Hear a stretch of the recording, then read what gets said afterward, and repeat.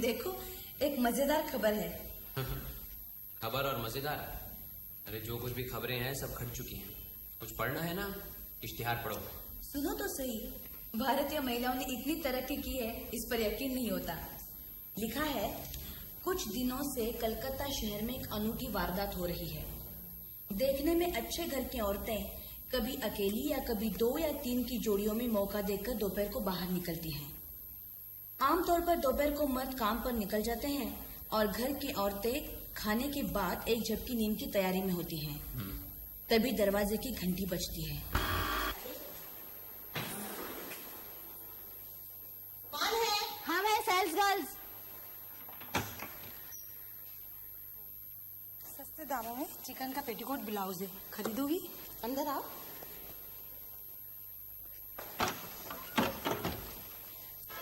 एक आवाज भी निकाली तो ठंडी कर दूंगी। चलो जल्दी, जेवर और पैसा निकालो, जल्दी चलो चलो जल्दी करो, चलो चलो जल्दी जल्दी करो। ऐसी घटनाएं पहले भी कई मोहल्लों में हो गई है, अभी तक कोई पकड़ा नहीं गया। तो इसमें ताजुब होने की क्या बात है? औरतें तो दिन दहाड़े लूटमार करती रहती हैं। वाह, औरतें दिन दहाड़े लूटमार करती है और तुम लोग सब साधु संत हो। अरे मैंने तुम्हें सुनाने के लिए नहीं कहा। मैंने कब कहा कि हम साधु संत हैं? लेकिन तुम औरतें भी कुछ कम नहीं। औरतों की बुराई करना तुम लोगों की आदत ही है। क्या किया है औरतों ने? ज्यादा नहीं, सिर्फ दिन दहाड़े डकैती। चलो मान लिया इन लड़कियों ने गलती की है, पेट की खातिर एक गलत काम किया है। और तुम लोग तो हर वक्त खून खराबा कर रहे हो। लड़ाई दंगा, हजारों लोगों की हत्या, वो सब कुछ नहीं। मर्दों के मुकाबले में औरतें कितनी हत्याएं करती है। देखो, औरतें जब तक घर की 4 दीवारी के अंदर रहती थी तब तो कुछ कर दिखाने का मौका नहीं मिला। लेकिन आज आजादी के बाद पर निकल आए हैं, न जाने क्या क्या गुल खिलाएंगे। बंकिम चंद्र ने 100 साल पहले देवी चौधरानी की कहानी लिखी थी। उसमें भी देवी चौधरानी ने न जाने क्या क्या किया। अरे आज के जमाने में अगर देवी चौधरानी होती ना तो क्या खेल दिखाती, जरा सोच कर देखो। अरे जाओ जाओ, ये सब उल्टी सीधी बातें सुनाकर मेरी आंखों में धूल झोंकने की कोशिश मत करो। सचमुच कितने उदाहरण दे सकते हो जिनमें औरतों ने खून किया हो? तुम्हें उदाहरण चाहिए? अच्छा, 2 महीने पहले वो औरतों के जेल खाने में औरत थी, क्या नाम था उसका? प्रमिला पाल। जेल के गार्ड का खून करके लापता हो गई। हाँ, 2 महीने पहले एक औरत ने खून किया और इस 2 महीने के अंदर तुम मर्दों ने कितने खून किए, इसका भी कोई हिसाब है? चलो ये देखो, आज के अखबार में ही देख लो, स्त्री जाति की बर्बरता का एक नमूना। किसी धोबी ने महिला की कीमती सिल्क साड़ी धोते समय उस पर खराश लगा दी। गुस्से में आकर महिला ने उसका नाक ही काट दिया। अब उसकी स्थिति गंभीर है, अस्पताल में है और बचने की कोई उम्मीद भी नहीं। बातें बनाने में तुम पूरे उस्ताद हो। तुम सब झूठे, चोर, डकैत और खूनी हो। अच्छा, हाँ। और तुम सब? कौन अटका पड़ा है? वो समय ही होगा। चिट्ठी।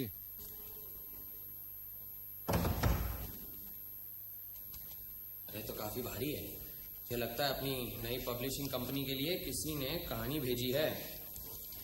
कुछ और भी हो सकता है, खोलकर देखो। अरे इतने सारे पन्ने। किसी का प्रेम पत्र तो नहीं? प्रेम पत्र? लो तुम ही पढ़ो ना। लो पढ़ो, मैं सुनता हूँ। अब सुनाओ। श्री व्योमकेश बख्शी के कर कमलों में सविनय निवेदन।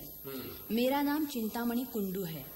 पुलिस मुझे खून के मामले में लपेटना चाहती है, इसीलिए लाचार होकर आपके शरण में आया हूँ। मैं खुद ही आपसे मिलता, लेकिन 3 साल से मुझे लकवा मार गया है।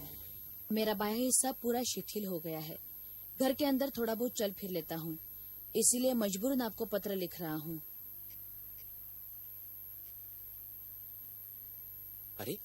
अरे पढ़ो ना, आगे पढ़ो। पहले मैं अपने बारे में कुछ बता दूं। मेरी अब उम्र करीब 57 साल की है। बीवी बच्चे नहीं हैं, सिर्फ 3 मकान हैं। एक मकान के 2 मंजिले में मैं रहता हूँ, बाकी सब किराए पर दे रखे हैं। एक नौकर है रमाधीन, वही मेरी देखभाल करता है। मैं जिस मकान में रहता हूँ उसके ठीक सामने रास्ते के उस पार 2 छोटे छोटे मकान हैं, 1 मंजिला। इनको जुड़वा मकान कह सकते हैं। दोनों पास पास हैं। अरे पढ़ो पढ़ो, काफी दिलचस्प है। दोनों के बीच में एक रास्ता है जो इन मकान के पिछवाड़े के रास्ते पर जाता है। लकवा मारने से पहले मैं दलाली का काम करता था। काफी भागदौड़ करनी पड़ती थी। भागदौड़ करना मुझे अच्छा भी लगता था, इसलिए मैं अब सारा वक्त रास्ते की तरफ की खिड़की पर बैठा रहता हूँ। रास्ते पर आते जाते लोगों को देखता रहता हूँ। एक बायनोकुलर खरीद लिया है। बायनोकुलर से सामने के मकान के घरों के अंदर का हिस्सा भी नजर आता है। मेरे जुड़वा मकान के किराएदारों पर भी मैं नजर रखता हूँ। जो चल फिर सकते हैं वो सिनेमा नाटक देखते हैं। मैं खिड़की पर बैठा बैठा रोजमर्रा की जिंदगी देखता हूँ। आंखों पर दूरबीन लगाकर अंदर का दृश्य भी देखता हूँ। कितनी विचित्र चीजें देखी हैं, सुनकर आप दंग रह जाएंगे। खैर वो जाने दीजिए, काम की बात पर आता हूँ। करीब 1.5 महीने पहले मेरे पास एक नौजवान आया। नमस्कार। नमस्ते। मेरा नाम तपन सेन है। आपसे कुछ काम है। आइए आइए, बैठिए। कहिए क्या बात है? जो आपके सामने वाले जुड़वा मकानों में से खाली है, इसीलिए आया हूँ। अगर आप किराए पर दें तो। आप करते क्या हैं? अखबार के दफ्तर में काम करता हूँ। रात भर काम करता हूँ, दिन भर सोता हूँ। घर में और कौन कौन है? अभी नई नई शादी हुई है, मैं और मेरी पत्नी। बस आप 2 ही हैं? बच्चे भी नहीं हैं? चलो ये अच्छा है। बच्चे मकान को गंदा बहुत करते हैं। कोयले से दीवार पर उल्टी सीधी लकीरें खींचते रहते हैं। पिछला किराएदार ऐसा ही था, 4 बच्चे थे उसके। उसके जाने के बाद फिर से सफेदी करवानी पड़ी। नहीं नहीं, आपको शिकायत का कोई मौका नहीं देंगे। क्या? ले लीजिए किराए पर, मुझे कोई एतराज नहीं। किराया 150 रुपया होगा। जी, मेरे लिए जरा ज्यादा हो जाएगा। देख लीजिए, सजा सजाया घर है। बेड है, बिछोना है, कुर्सी टेबल है, कपबोर्ड है, ड्रेसिंग टेबल है। मेरा मतलब है सब कुछ है। आपको कुछ खरीदना नहीं पड़ेगा। तब ठीक है। ये सब सामान भी तो बहुत जरूरी है। मैं घर देख सकता हूँ? हाँ हाँ, क्यों नहीं। ये लीजिए चाबी। हाँ, ये लीजिए।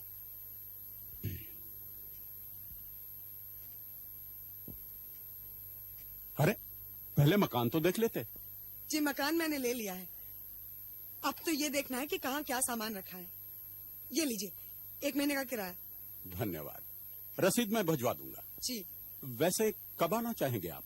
जी, कल 1 तारीख है और मकान खाली पड़ा है। अगर आप इजाजत दें तो आज ही सामान रख लूं? हाँ हाँ, जब जी चाहे आ जाइए। चाबी रखिए अपने पास। जी, धन्यवाद। उस दिन शाम को 6-7 बजे तक खिड़की के सामने वाले घर को ताकता रहा, लेकिन तपन अपनी पत्नी को लेकर नहीं आया। सुबह खिड़की खोलकर देखा कि वो लोग आ गए हैं। सदर दरवाजा खुला था। जरूर रात को किसी वक्त सामान लेकर आ गए होंगे। मैं उधर ही आग गड़ाए बैठा रहा। सुबह 9:30 के करीब एक युवती ने अंदर से दरवाजा बंद किया।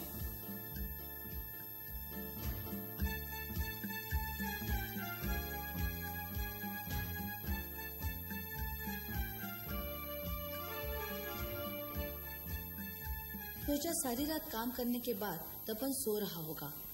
सुबह पत्नी रोजमर्रा की चीजें खरीदने बाहर गई है, लेकिन दोपहर हो जाने के बाद भी वो वापस नहीं आई। वापस आई दिन ढलने के पहले, करीब 5 बजे। उसने मेन दरवाजे पर न दस्तक दी न पुकारा, सीधी दोनों मकान से बीच की गली से अंदर चली गई। पिछवाड़े दरवाजे से अंदर घुसी होगी। सोचा पतिदेव को नींद से नहीं उठाना चाहती होगी। रामादीन। जी बाबूजी। रामादीन, जरा सामने जा, नए किराएदार आए हैं। जाकर पूछना किसी चीज की जरूरत तो नहीं, और कुछ सामान वान मंगवाएं तो ला कर देना। जी और कहना मैंने भेजा है। ठीक। जा।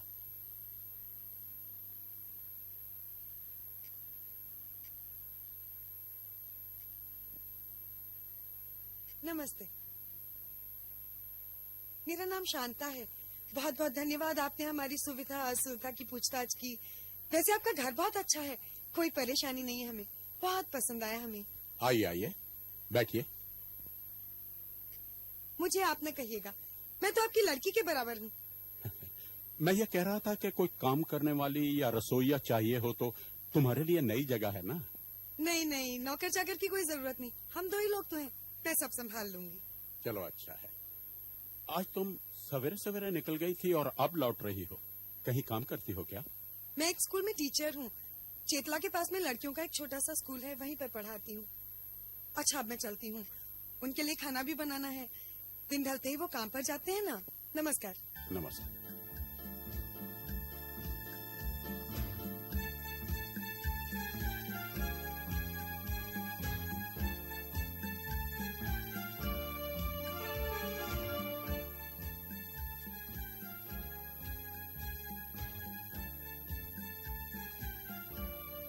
तपन रात भर बाहर रहेगा, सुबह काम के बाद घर आएगा। इस तरह उनकी रोजमर्रा की जिंदगी कटने लगी। दिन गुजरते गए। उनकी जिंदगी में कोई उतार चढ़ाव नहीं था। कभी कोई दोस्त मेहमान नहीं आता। सामने का सदर दरवाजा हमेशा बंद रहता है। सामने की खिड़की में हमेशा पर्दा लगा रहता है। अंदर की हल्की रोशनी भी करीब 8 बजे बुझ जाती है। ये दोनों नए किराएदार मुझे अच्छे ही लगे हैं। मेरी जिंदगी इन किराएदारों को लेकर है। ये लोग मेरे मकान में रहते हैं, किराया देते हैं, अपने अपने धंधे में लगे रहते हैं। जुड़वा मकान के दूसरे हिस्से में एक मद्रासी परिवार रहता है। 5-6 लोगों का परिवार है। उनसे मेरा कोई संपर्क नहीं। सिर्फ महीना खत्म होने पर अपना भाड़ा देकर रसीद ले जाते हैं। लेकिन इस नए जोड़े ने मेरा मन मोह लिया है। एक दिन सुबह शांता हमारे घर आई। ये लीजिए आपका भाड़ा। अरे शांता, आओ आओ बैठो। तुमने क्यों तकलीफ की? आ जाता भाड़ा। तुम लोग कहीं भागे जा रहे हो और वो तपन सो रहा है क्या? जी रात भर काम जो करते रहते हैं। ये रसीद मैं रामादीन के हाथ में भिजवा दूंगा। जी कोई बात नहीं। और रात को तुम बिजली की रोशनी नहीं जलाती, क्या बात है? वो दरअसल मेरी आंखें कुछ ठीक नहीं है, तो ज्यादा देर तक की रोशनी बर्दाश्त नहीं कर पाती। सर में दर्द होने लगता है इसीलिए। और उधर उनको भी रोशनी कुछ पसंद नहीं है, इसलिए उनके जाते ही दिया जला देती हूँ। आपने ये सब गौर किया है क्या? क्या करूं बेटी, मैं सारा वक्त इस खिड़की में ही तो बैठा रहता हूँ। हाँ आपकी भी बड़ी मुश्किल है, कहीं आ जा भी नहीं सकते। अगर बुरा ना माने तो मैं आ जाया करूंगी कभी कभी, आपको एतराज ना हो तो। क्या कह रही हो तुम? तुम आओगी तो मेरा भी वक्त कट जाएगा। मैं तो कहता हूँ तुम दोनों ही आओ, मेरी तरफ दावत रही। बोलो कब आ रहे हो? बहुत बहुत धन्यवाद मैं कहूंगी उनसे, लेकिन वो तो इतना बिजी रहते हैं कि, और फिर बुरा नहीं मानिएगा, जरा मिलनसार नहीं है। कोई बात नहीं, मेरे लिए यही क्या कम है कि तुम आ जाया करोगी।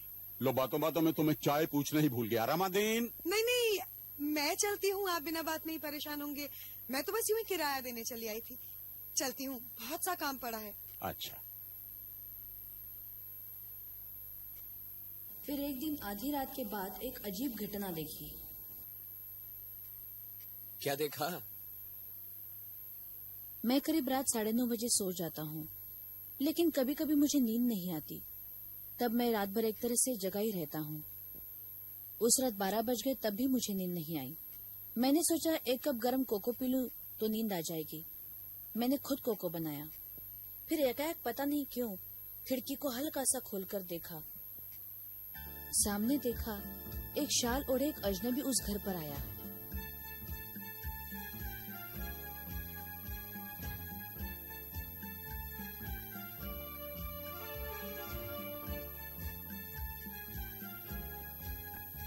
रात के अंधेरे में जब पत्नी घर में अकेली है और पति घर पे नहीं है, एक अजनबी घर में आया है, आखिर मामला क्या है? शांता तो अच्छी लड़की लगी थी। एक बार सोचा खिड़की से देखता रहूं कब तक आदमी बाहर रहता है, लेकिन कोको पीने के बाद कुछ नींद से आने लगी तो मैं जाकर सो गया। मरने दो, मुझे क्या पड़ी है। किराएदार की बीवी क्या कर रही है उसकी छानबीन की मुझे क्या जरूरत। इसके बाद शांता फिर एक दिन आई, इधर उधर की बातें करके चली गई। एक बार सोचा उस रात की बात बता दूं, फिर टाल गया, जरूरत क्या है। फिर परसों रात जो हुआ उससे मैं बिल्कुल घबरा गया। उस रात भी मुझे नींद नहीं आ रही थी।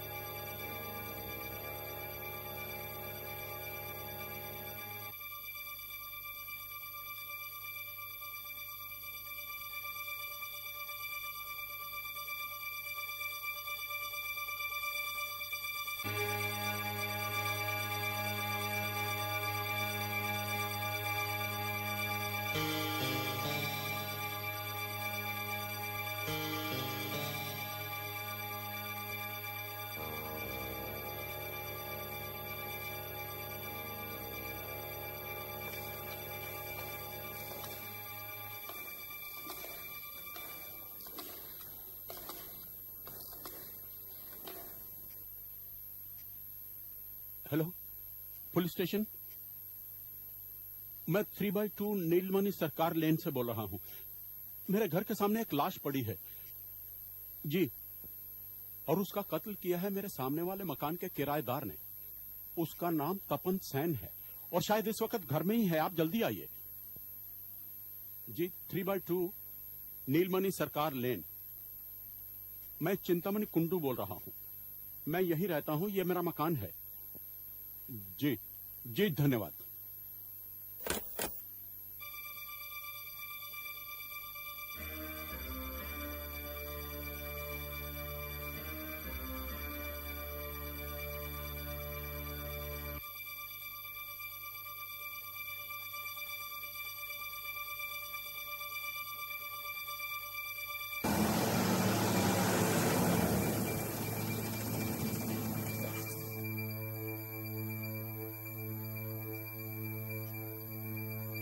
ए, तुम दरवाजा खटखटाना। तुम पीछे से देखो, मैं सामने से होके आता हूँ।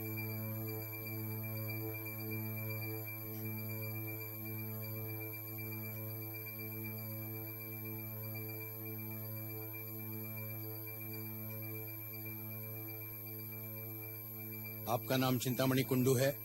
जी। आपने अभी टेलीफोन किया था? जी। आपने आदमी का खून होते हुए अपनी आंखों से देखा है? जी हाँ। आपका कहना है कि आपके किराएदार तपन सेन को खून करते हुए आपने अपनी आंखों से देखा है? जी बिल्कुल। ये आपका बयान हम रिकॉर्ड करेंगे, उस पर दस्तखत कीजिएगा और फिलहाल यहीं रहिएगा, कहीं जाइएगा नहीं। आपके घर पर अभी पुलिस तैनात है। मैं सामने वाले मकान से होकर आता हूँ।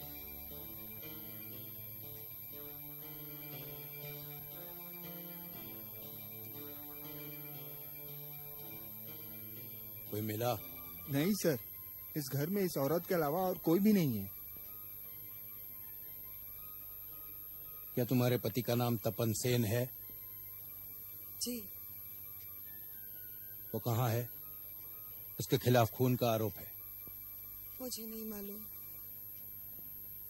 अभी कुछ देर पहले वो यहाँ आया था, फिर कहाँ गया? मुझे नहीं मालूम, मैं सो रही थी। वो पिछले दरवाजे से यहाँ आया था, कब गया? मैंने कहा ना, मैं सो रही थी, मैंने उसे नहीं देखा। मुझे कुछ नहीं मालूम। यहाँ कोई औजार या संदेहजनक चीज मिली है? जी, खून में सना कुर्ता पैजामा और चादर मिली है, जो रसोई घर में रखी है। मतलब कपड़े बदलकर यहाँ से फरार हो गया है। मुझे भी ऐसा ही लगता है सर। उस रात लाश की शिनाख्त नहीं हो पाई। दूसरे दिन पता चला मरे हुए आदमी का नाम विधुभूषण था। वर्धमान का पुलिस कर्मचारी था। छुट्टी में कलकत्ता आया हुआ था। तपन के घर आज भी पुलिस का पहरा है। उस रात से तपन गायब है, अभी तक पकड़ा नहीं गया। पुलिस वाले लगातार शांता को क्रॉस एग्जामिन कर रहे हैं। मैंने उसे गलत समझा था, उसके लिए मुझे अफसोस है। अब पता चला चादर लपेटकर आधी रात को तपन ही घर आता था। इधर मेरी हालत नाजुक है। तपन ने क्यों खून किया मुझे कुछ नहीं मालूम, लेकिन हर दिन नए नए पुलिस अफसर मुझे क्रॉस एग्जामिन करे जा रहे हैं। मैं लकवे का मारा हुआ इंसान, फिर भी पुलिस को शक है खून के लिए मैं ही जिम्मेदार हूँ। मेरा दोष यही है कि तपन मेरा किराएदार है और मैं हत्या का चश्मदीद गवाह हूँ। अब आपसे यही विनती है कि आप मुझे बचाएं। मेरी जान आफत में आ गई है।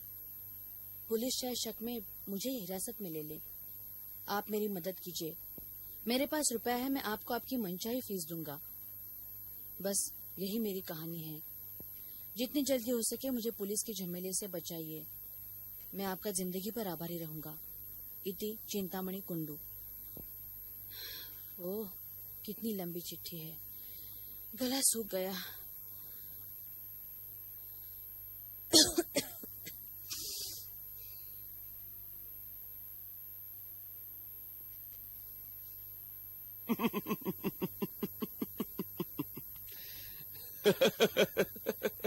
क्या बात है, हंस क्यों रहे हो? मामला ही कुछ हंसने लायक है। श्रीमान चिंतामणि कुंडू एक बात में गलती कर बैठे हैं। रात को तपन के घर की बत्ती कितने बजे बुझती है, इस बात पर ज्यादा ध्यान नहीं दिया। तुम्हें कैसे पता चला? जिस नतीजे पर मैं पहुंचा हूं अगर वो सच है तो चिंतामणि बाबू जरूर गलती कर बैठे हैं। एक और भी गलती कर बैठे हैं, लेकिन ऐसी गलती तो आमतौर पर आदमी कर ही लेता है। पता नहीं क्या कह रहे हो, मेरे तो कुछ समझ में नहीं आ रहा। अच्छा तुम एक काम करो, चिंतामणि बाबू को टेलीफोन करो। मैं? हाँ, कि मेरे काम में साथ नहीं दोगी? टेलीफोन डायरेक्टरी से उनका नंबर ढूंढ के उनको फोन लगाओ। एक जरूरी सवाल का जवाब ढूंढना है। उनसे पूछना कि तपन के गले की आवाज कैसी थी। वाह, अरे बहुत ही अहम सवाल है। और कुछ पूछना है? नहीं, इसी से काम चल जाएगा। और कहना कि परेशान होने की जरूरत नहीं, पुलिस उनका कुछ नहीं बिगाड़ सकती। मैं जल्द ही उनके पास आ रहा हूँ। मन तड़पत हरिदम। चिंतामणि बाबू, मैं व्योमकेश की पत्नी बोल रही हूँ। अभी अभी आपकी चिट्ठी मिली। वो एक सवाल का जवाब जानना चाहते हैं। जी, वो अहम सवाल है, तपन की गले की आवाज कैसी थी? जी, गले की आवाज। हाँ, धन्यवाद। चिंतामणि बाबू ने कहा कि वो तपन से सिर्फ एक ही बार मिले हैं। जहाँ तक उन्हें याद है, तपन की आवाज साधारण सी थी, मतलब पतली सी, भारी नहीं। हाँ, पतली ना, भारी नहीं। फिर तो जिस नतीजे पर मैं पहुंचा हूँ वो तो बिल्कुल ठीक है। तुम किस नतीजे पर पहुंचे हो वो तो मुझे मालूम नहीं, लेकिन चिंतामणि बाबू की आवाज भी तो पतली है, भारी नहीं। आवाज से क्या होता है? इसमें ताजुब होने की क्या बात है? अरे वो तो लकवे के शिकार है, ऊपर से पुलिस का डर, आवाज तो पतली होगी। अच्छा, मैं निकलता हूँ, मामला निपटा कर घर वापस आ जाऊंगा। दोपहर को साथ खाना खाएंगे। तुम्हारा क्या भरोसा? बिन गुरु ज्ञान। अरे रामादीन, दरवाजा खोल दे, ब्योमकेश बाबू आए हैं। नमस्कार। नमस्कार, आइए आइए ब्योमकेश बाबू। आपको इधर आते देखते ही मैं पहचान गया था। पहले ये बताइए क्या लेंगे, चाय, कोको, ओवल्टीन? फिलहाल कुछ नहीं। आप ये बताइए, आज आपके पास पुलिस आई थी? नहीं आएगी, आई थी। इंस्पेक्टर एक बार झपट कर मेरी तरफ आता है और दूसरी बार सामने वाले मकान में शांता की तरफ झपट कर जाता है। एक ही सवाल को 50-50 बार पूछता है। ये लकवा कब से मर गया है? सीढ़ी उतर सकते हो कि नहीं उतर सकते? ये बाइनाकुलर काहे को रखी हुई है? तपन सेन को किराए पर मकान क्यों दिया है? इन सवालों का जवाब देते देते तो मेरी जबान थक गई है। अब आप ही मुझे बचाइए ब्योमकेश बाबू। कोई बात नहीं, सब ठीक हो जाएगा। एक बार मैं केस के इंस्पेक्टर से मिल लूं। क्या वो यहाँ आने वाले हैं? लो, आ गए। अरे एक रे ब्योमकेश बाबू, आप तहकीकात कर रहे हैं? चिंतामणि बाबू, हम एक साथ कॉलेज में पढ़ते थे। क्यों, आसामी पकड़ में आया? अभी नहीं, लेकिन जाएगा कहाँ? लेकिन आप यहाँ क्या कर रहे हैं? चिंतामणि बाबू के मकान में खून हो गया है, किराएदार ने खून किया है। पुलिस उन्हें परेशान कर रही है, इसलिए अपनी हिफाजत के लिए मुझे बुला भेजा है। ब्योमकेश बाबू, जरा आप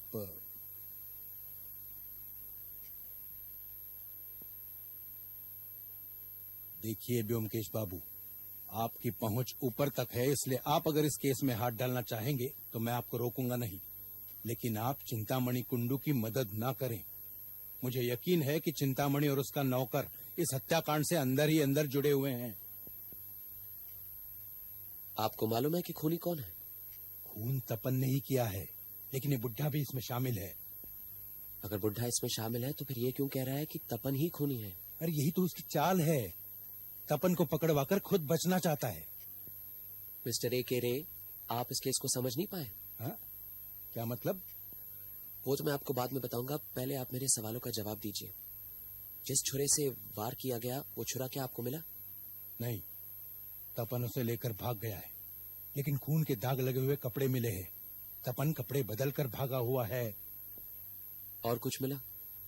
हाँ, एक संदूक है यहाँ, उसे हमने अभी तक खोला नहीं। उसकी चाबी तपन लेकर भाग गया है। शांता से सवाल जवाब करने से कुछ पता चला? कुछ खास नहीं। ये 4 महीने पहले उनकी शादी हुई। अपने पति के काम के बारे में उसे कुछ नहीं मालूम। लेकिन मुझे तो सब कुछ मालूम है। कि खूनी कौन है और इस वक्त खूनी असामी कहाँ है ये भी मालूम है। अरे जानते हैं तो बताया क्यों नहीं? क्यों बताऊं? आप तो बेबुनियाद उल्टे सीधे नतीजे पर पहुंचे हैं ना कि चिंतामणि बाबू ही इस हत्याकांड के लिए जिम्मेदार हैं।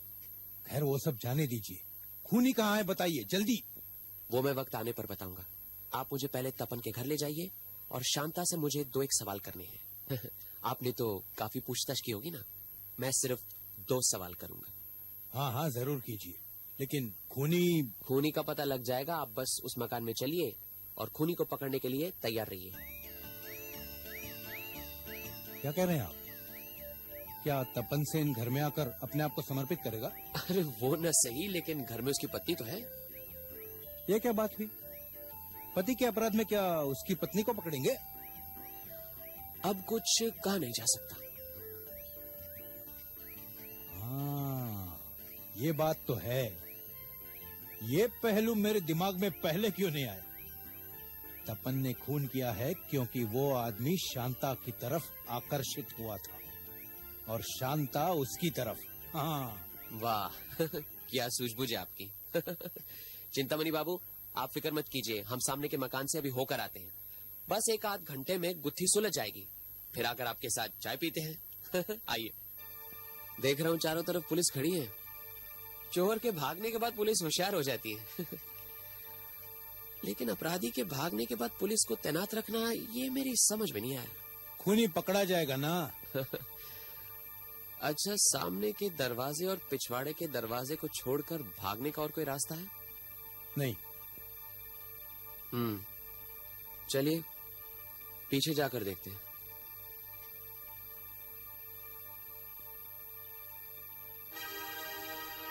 अच्छा आप एक काम कीजिए, शांति के पास रहिए, मैं जरा गुसलखाने और रसोई का चक्कर लगा लूं। जी।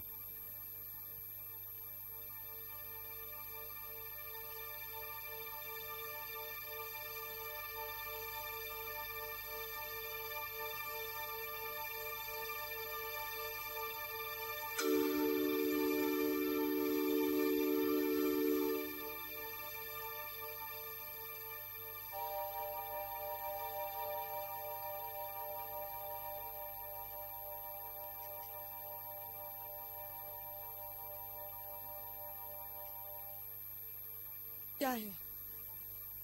क्या बात है? आपके वहां एक छोटा संदूक मिला है, उसमें क्या है? वो मैं इंस्पेक्टर को बता चुकी हूँ, उसमें मुझे नहीं मालूम क्या है। चाबी मेरे पति के पास रहती है। हाँ हमने उस संदूक का ताला तोड़ने का भी फैसला किया है। बहुत अच्छा किया, उसमें बहुत सामान मिलेगा, चोरी का माल, दोपहर की डकैती के गहने वगैरह। अच्छा एक बात बताइए, आपके पति क्या दाढ़ी नहीं बनाते हैं? घर में कोई दाढ़ी बनाने का सामान नहीं देखा मैंने। वो बाहर सलून में दाढ़ी बनवाते हैं। अच्छा ये बात है, बड़े अनोखे आदमी आपके पति। बाहर नाई से दाढ़ी भी बनाते हैं, घर में चप्पल नहीं पहनते, घर में क्या नंगे पांव घूमते हैं? वो उनकी चप्पल टूट गई थी तो नई खरीदी नहीं अभी तक। घर में मेरी चप्पल का इस्तेमाल करते हैं। अच्छा आप दोनों के पैर का माप एक जैसा है? जी करीब करीब एक जैसा ही है। वाह बड़ी सहूलियत है फिर तो। मुझे तो लगता है आप दोनों पति पत्नी का काफी कुछ एक जैसा है। ब्योमकेश बाबू वो खूनी कब? आप तैयार रहिए, शांता से आखिरी सवाल पूछ रहा हूँ। चिंतामणि बाबू ने बताया था कि आपके गाल पर एक तिल है, मुझे तो कोई नजर नहीं आ रहा, कहाँ गया वो तिल? वो तिल नहीं, मेरे गाल पे तो कोई तिल नहीं है। चिंतामणि बाबू को कोई गलतफहमी हुई होगी। बड़ी होशियार औरत है आप, हर सवाल का जवाब है आपके पास, लेकिन इस सवाल का क्या जवाब है?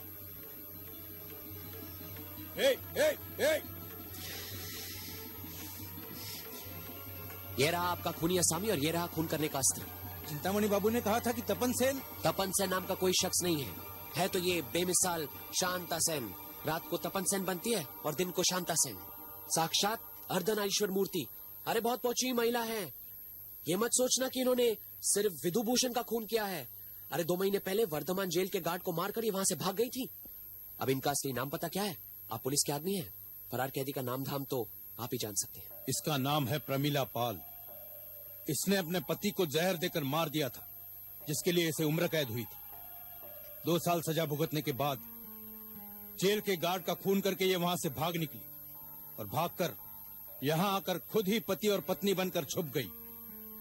फिर उस रात वर्धमान के पुलिस कर्मचारी विधुभूषण ने इसे पहचान लिया, इसका पीछा किया और फिर यहां इसी मकान के सामने इसने उसे मार डाला, क्योंकि ये वो ना करती तो विधुभूषण इसे पकड़ लेता।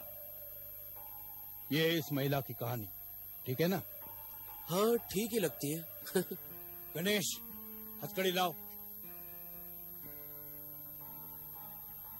आपकी चिट्ठी पढ़ते ही मुझे कुछ खटका सा लगा। आपने तो कभी दोनों पति पत्नी को एक साथ देखा ही नहीं था। दूरबीन होने के बावजूद घर के अंदर का भेद कभी जान ही नहीं पाए। मर्द आपके पास एक बार आया था, लड़की कई बार। क्यों? दोनों हमेशा सामने के सदर दरवाजे से आते जाते नहीं थे, पिछले दरवाजे का इस्तेमाल करते थे। क्यों? लड़की की आवाज पतली थी, मर्दों जैसी भारी नहीं। क्यों? शक नहीं होता कि कुछ गड़बड़ है? संक्षेप में मामला कुछ यूं है। प्रमिला पाल जब जेल से भागी तो उसे 2 चीजों की जरूरत पड़ी। एक तो अपना हुलिया बदलना, दूसरा रोजगार। उसने अपने बाल कटवाकर लड़कों जैसे बाल रख लिए। अब दिन दहाड़े चोरी चकारी करने के लिए नारी वेश का होना बहुत जरूरी है। इसलिए उसने एक बढ़िया विलायती नकली बालों का जूड़ा खरीदा, यानी कि विग। बस उसकी दोहरी जिंदगी शुरू हो गई। उसने आपसे मकान किराए पर लिया। अब क्या होता है कि बड़े शहरों में बहरूपिया बन के रहना तो बहुत आसान है। पड़ोस में कौन कहां है, क्या काम करता है, किसी को परवाह नहीं। उसने गौर किया कि आप हमेशा खिड़की के पास ही रहते हैं, आपके पास हमेशा दूरबीन होती है। वो सचेत हो गई। उसने घर पर कब्जा किया रात के समय, जब आप सोए थे। किसी को पता नहीं चला कि एक जन आया था या 2।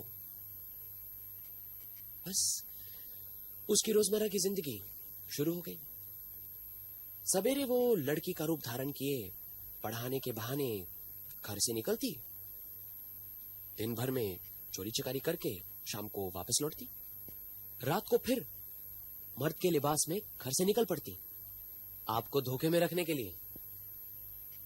बिजली की बत्ती बुझाकर वो दिया जलाकर रख छोड़ती है। जब दिया का तेल खत्म हो जाता तो दिया अपने आप ही बुझ जाता।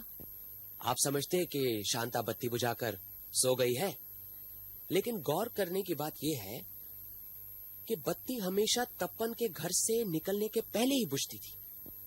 फिर रात को जब आप सो जाते तब वो वापस आती, चादर ओढ़े हुए। चादर शायद वो अपने ओवरकोट में छुपा लेती होगी। आपने जब बताया कि वो चादर ओढ़े आपने उसे देखा है, तो मैं तो यही समझ बैठा कि प्रमिला पाल का कोई गुप्त प्रेमी है। बस इसी तरह काफी देर तक चलता रहा, लेकिन फिर वो मुसीबत में आ पड़ी। वर्धमान के पुलिस कर्मचारी विधुभूषण यहां कलकत्ते आए हुए थे। उन्होंने किसी तरह प्रमिला पाल को देख लिया, लेकिन मर्दों के लिबास के बावजूद उन्होंने उसे पहचान लिया और उसका पीछा किया। बस वो घबरा गई। उसने शायद कोशिश की होगी कि उन्हें झांसा देकर कहीं भाग निकले, लेकिन ऐसा हो नहीं पाया। जब उसे लगा कि वो उन्हें चकमा नहीं दे सकती तो उसने आप तो जानते आगे क्या हुआ। लेकिन एक बात है, विधुभूषण को मारने के बाद प्रमिला घर से भागी क्यों नहीं? आपने उसे भागने का वक्त कहां दिया? उसे क्या पता कि आप उसे खिड़की से खून करते हुए देख लेंगे। उसने तो सोचा था कि बड़े आराम से अपने गहने, जेवर, कीमती सामान लेकर भागेगी। लेकिन हाँ, ये तो वो जानती थी कि घर के सामने लाश है, पुलिस भी आएगी, इसलिए ज्यादा समय बिता नहीं पाएगी। लेकिन पुलिस तो हत्या के 5 मिनट के अंदर ही वहां पे आदम की। उसने अपने नकली बाल लगाए और लड़की बन गई, लेकिन जल्दबाजी में गाल पर तिल लगाना भूल गई। लेकिन वो गाल पर लाल तिल लगाती क्यों थी? भाई, दोनों लिबासों में कुछ अंतर तो लगे ना। लड़का सज धज कर, काले चश्मे, मूछे। लड़की सज कर, नकली बाल, गाल पर तिल। अच्छा, मैं चलता हूँ। एक मिनट।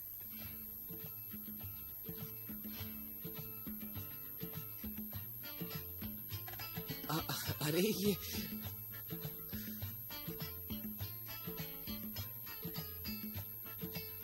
एक छोटी सी रकम है, इसे रख लीजिए। जी, बहुत बहुत धन्यवाद। अच्छा, नमस्कार। नमस्कार।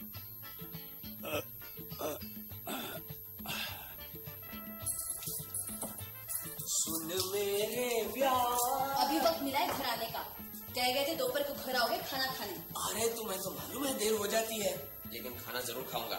तुम सब मर्द एक तरह के हो। तुम औरतें भी कुछ कम नहीं।